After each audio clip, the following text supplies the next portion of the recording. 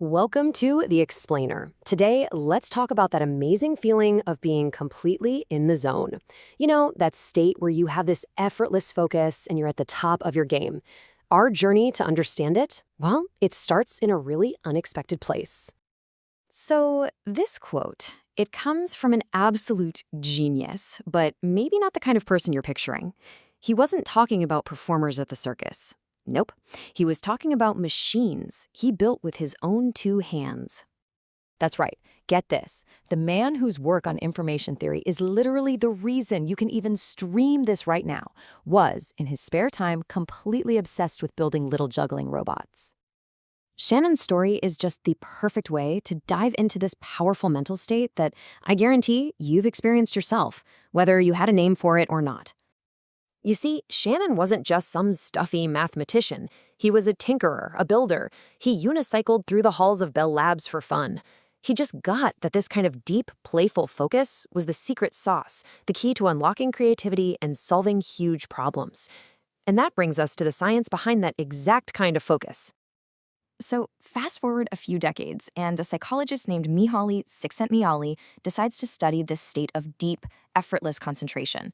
And he gave it a name that honestly just perfectly captures the feeling. He called it flow. And you know this feeling. It's when you're so absorbed in what you're doing that hours can feel like minutes. The rest of the world just kind of fades into the background. So the big question is, how do you get there? This chart illustrates the whole idea brilliantly. According to Csikszentmihalyi's model, flow lives in this very specific sweet spot. If a task is way too hard for your skill level, you feel anxious. If it's a total cakewalk, you just get bored.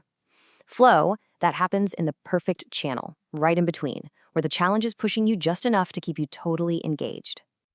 Researchers have pretty much pinned down the key ingredients of this state, and you can see them right here. And you've probably felt these before, right?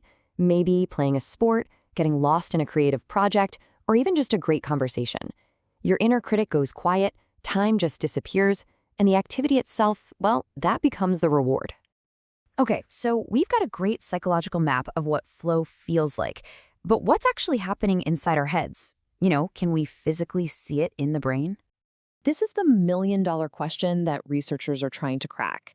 And what they've found so far has created this really fascinating scientific puzzle. Okay, this is where it gets really interesting. Scientists have found evidence that seems to point in two completely opposite directions. Some brain scans show increased activity in the prefrontal cortex. That's kind of like the brain's command center for focus. But other studies, they find the exact opposite, decreased activity, especially in the part of the brain that handles our inner monologue, our self-consciousness. It's a total paradox. Is the brain working harder, or is it quieting down and letting instinct take over? So for right now, the brain's exact signature for flow is still a bit of a mystery. We know it when we feel it, but we can't just point to it on a scan and say, there it is. At least not yet. But this whole conversation about intense focus, it isn't just about peak performance for everybody.